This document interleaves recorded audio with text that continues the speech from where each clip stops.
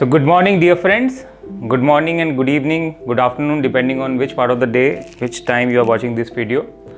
So after a while we have made this video. Let me adjust this, yes. So yeah. So it's been a long time we have made any video on this channel, and today I decided that why not make a very basic video for my young friends who are planning to appear for this exam called UPSC CSE. So many of you might be in your 12th standard or just you have entered into your graduation, and you are undecided, you are confused whether you should be appearing for this exam, the UPSC CSE exam.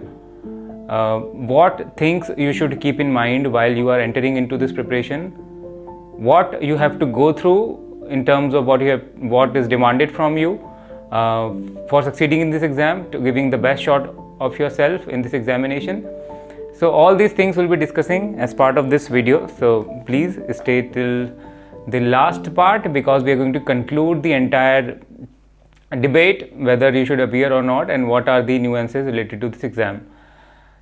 So UPSC CSE is one of the most challenging and prestigious exam of this country. So many of you might have heard about this examination because of the various posts like IAS, IPS and forest services, which gets filled through this examination. But many candidates are not, especially the young ones who do not have the knowledge of this examination, they are very confused about what is UPSC, what is this CSE, etc.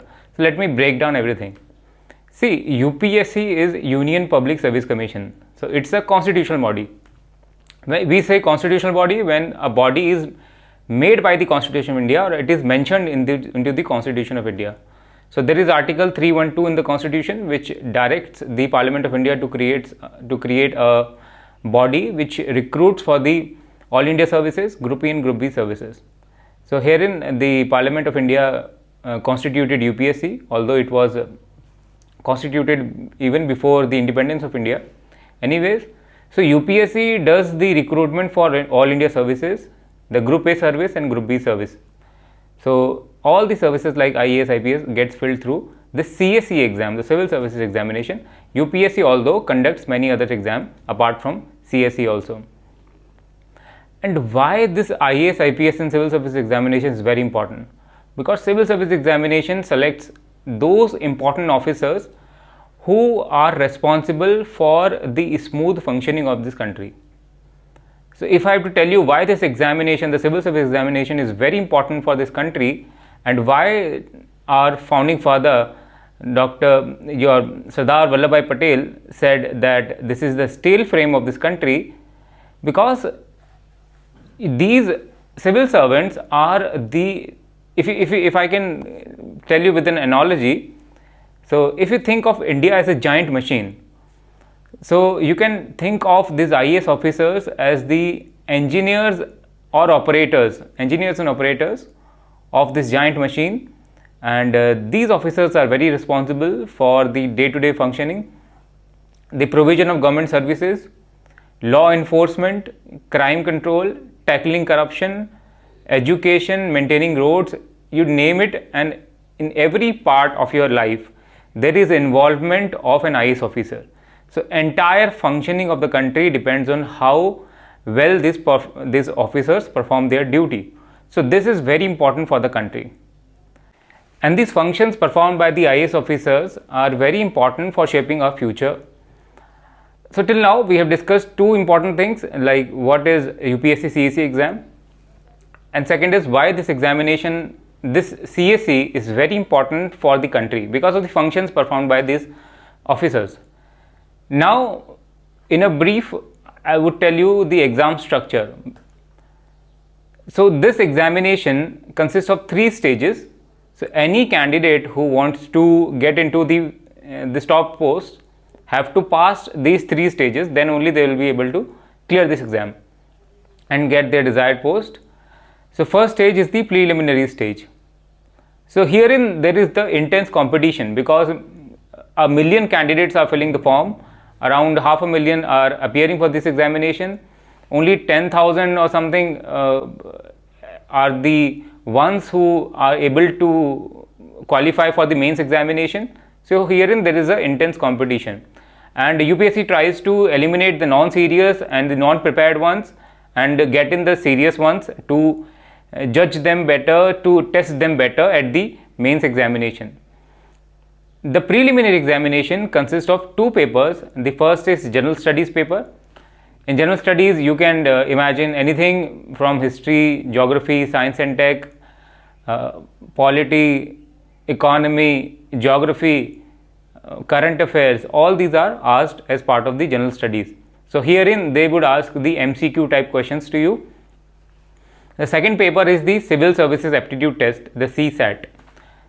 Here there are three major components. First is the reading comprehension, where they will try to judge you on the basis of how well you comprehend certain text, your inferential abilities, your logical comprehending abilities. Are you able to draw the conclusions correctly, to judge your biases, because a biased person will not be able to arrive at an objective conclusion. They would check your reasoning skills, they would check your mathematical skills. So although this paper is you can say 33% marks is the qualifying marks for this paper, but still UPSC is trying to go a notch above every time, so that even the 33% marks is not a cakewalk for the candidates, and they have to do some real work to get these marks. So the cutoff for the prelim examination is decided on the basis of the general studies cutoff, and the 33% marks you have to get in the CSAT. Once you qualify this, then you are into the mains examination. The mains examination consists of 9 papers. It's like a marathon, and there are papers ranging from the language papers. So one would be the English language and the Hindi, or depending on what is your regional language. Certain category of candidates are also exempted from the regional language paper, so that is the list available in the notification of the UPSC.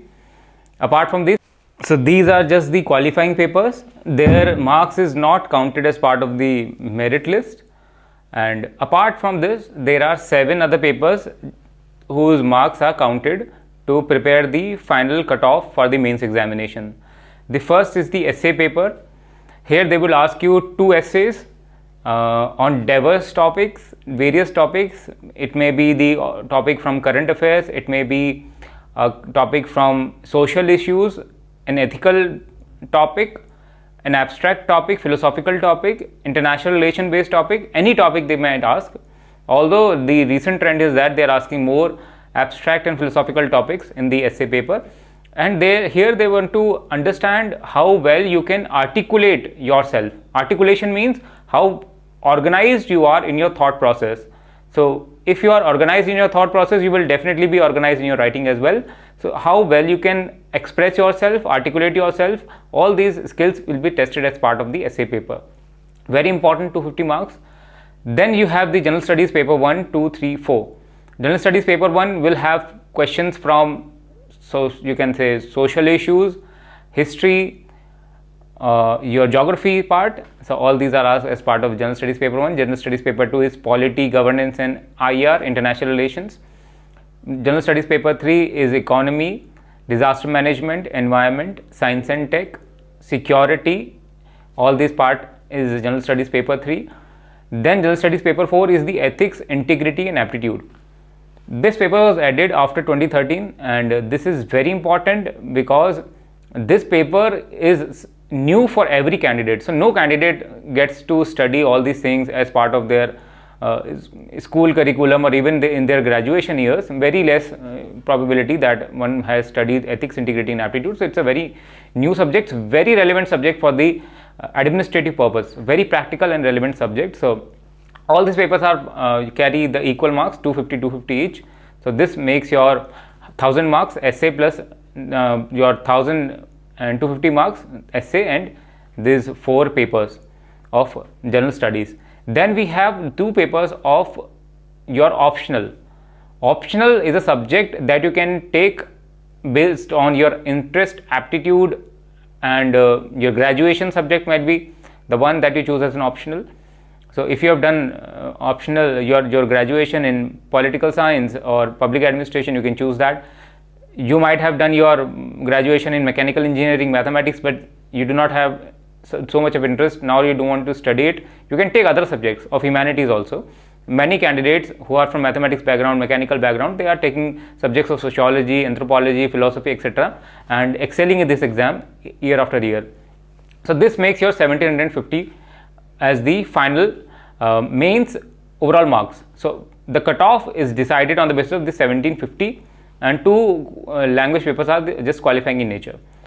So this is the cutoff. Once you clear your category cutoff of 1750, from the 1750, you are called for the interview stage.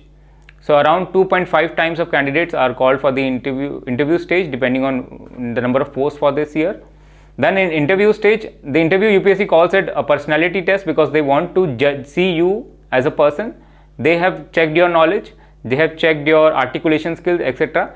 But now they want to understand how you are as a person, how ethical you are as a person, the qualities that are essential for an administrator. Do you possess these qualities in adequate amount? The interview panel will try to judge you, observe you on various parameters to see how much qualities do you have of an administrator. So I remember many incidents from my own interview. So UPSC panel is they note a lot, they write a lot, they do a lot of observation noting while you are giving your answers. So they are trying to understand how you are as a person, and do you possess those important qualities of an administrator. So so the final cutoff for the post is decided on the basis of the mains examination and the interview stage. So prelim marks are not counted as part of the final list. The mains exam and the interview stage marks are counted. So interview has 275 marks. So final cutoff is 2025 marks is the final marks, total marks from which the cutoff is prepared category wise. So once you clear this, you can get your desired post depending on how much marks do you get. Next is who can apply for this exam. So if you have attained 21 years of age, so no candidate who is less than 21 years of age can apply for this examination. You might be from any stream. You can be from humanities stream, science stream, commerce stream, doesn't matter. You might be from rural background, urban background, semi-urban background, doesn't matter. Candidates from all background, all walks of life have been clearing this examination. They have been clearing, they will clear, because UPSC has a process where they try to create a level playing field where every candidate can compete fairly in this exam. So the eligibility is basically 21 years of age and graduation you must have completed. Next is how to prepare from now. So if you have decided that yes, I will be taking up this examination maybe next year, next to next year, or maybe next to next year, 2028 it might be, but how do I prepare from now? See, all candidates say this, all candidates who clear the examination say this, all faculties would say this, that NCERTs form the foundation of this examination. So if you are planning to appear for this exam, if you are planning to give a very serious attempt for this examination, there is no better foundation than NCERTs. Now NCERTs also depends on how much NCERTs you read, depends on your interest, aptitude and your past. So if you are a student from science background and you have been fairly meritorious, you might need to invest less time in the science and tech wala part, and you may need to invest more time in the humanities part. So if you are a candidate from humanities part, maybe you have done public administration, etc. So you might need to invest less time there and more in the science, geography, environment, etc. these parts, economy, etc. So see, evaluate yourself and decide. So if you are unaware of even the subtle basic things about a particular subject, you might start from the 6th standard. Or if you are aware of the basic things, you can start from 9th standard. But it is advisable that you at least study from 9th to 12th for all the subjects that are part of the CSE syllabus. Next is, yes, apart from the NCERTs which make up the foundation, you should also cultivate a habit of studying a newspaper. Very relevant newspapers are Indian Express, The Hindu, and there are also, if your attempt is, let's say, far ahead, if you are attempting in 2027, 28, so you might not need the very ephemeral kind of current affairs which are very fast changing. You need to have a understanding, broader understanding. So you need to read editorials, opinionated pages which are given at the middle of the newspaper. Try to read that. This will help you understand the issues in a much deeper manner. So this way you will be able to stay updated with the current affairs. Or if your attempt is very near, then you can also pick up one magazine of any popular institute, reputed institute, monthly magazines, so that you can cover even those areas which have left as part of your daily current affair reading. Next is improve your writing skills. So this examination is a writing intensive examination. I've already told you, mains examination carry 1750 marks. It is a heavyweight thing. So if your writing skills are not very good, you will not be able to qualify this examination. This is for sure. So try to improve your writing skills. Whenever you are done with a particular topic, try to see the previous year questions from the topic and try to write a structured answer based on the introduction, body and conclusion format, and try to write the previous year questions first while you are preparing for the particular subject. So work on your writing skills very intently. Next is build a curious and analytical mindset. UPSC tends to ask questions which are very unconventional in nature sometimes. These questions we will not be able to find directly in any textbook, directly in any newspaper, but an applied mind, analytical mind will be able to go through the options. You will be able to see through the things. There is something called as reading between the lines. So if you are able to do that, this is what is demanded from an IAS officer. Even while you are tackling the ground situations, it is not the direct words that matter. It is the intentions, it is the analytical mindset of the officer concerned, which is important to handle very tough situation, worst situation on ground. So this is how they want to test you through the questions that they ask, very unconventional questions. So try to cultivate this analytical mindset. We would make a separate video on how to cultivate an analytical mindset, what is analytical mindset, in a separate video, because this is a very vague topic for many candidates. They do not understand what is analytical mindset and all of that, and how to have that observational skills. So we'll make a video on that also. So this is about how to prepare for this examination. Now why you should appear and why you should aim for this examination. Very important. Now why one should aim for this examination.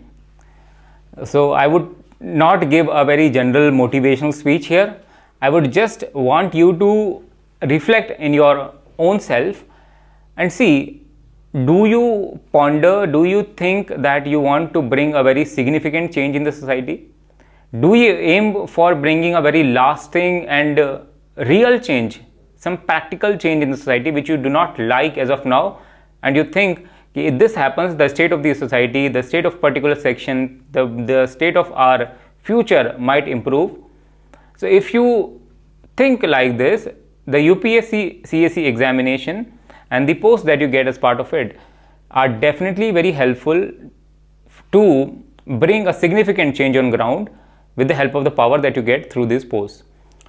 So often it is said that the IAS officer, the civil servant, have the power to empower, and this is very significant because throughout the history you will see that the rulers had power, but they did not empower. Only the ones who empowered the people are the ones who are remembered. Also these are the ones who live a very life of contentment.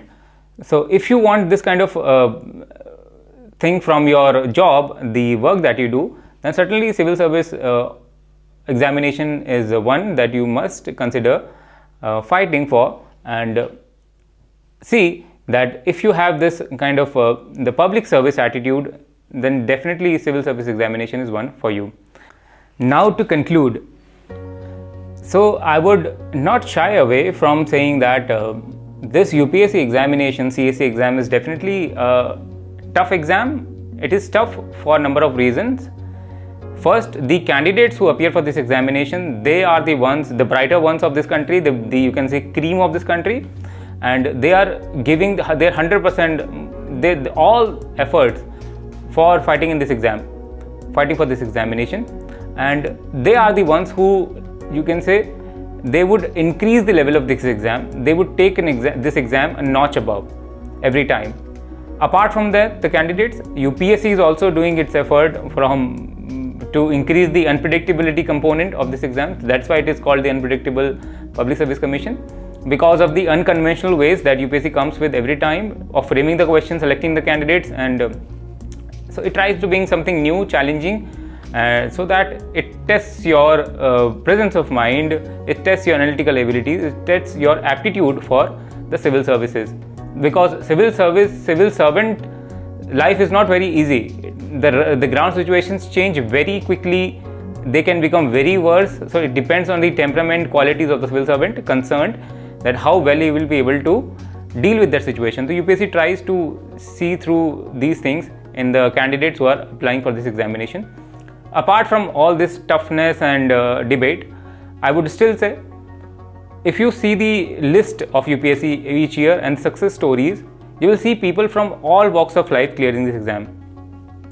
So a 21-year-old is clearing this exam, a 35-year-old is clearing this exam, a male candidate who is from an affluent family, a male candidate, a female candidate who is from a very humble background, a rickshaw puller's son is clearing this exam, maybe merchant son is clearing this exam. People from all caste, all religion, all walks of life, all stream of graduation are clearing this examination.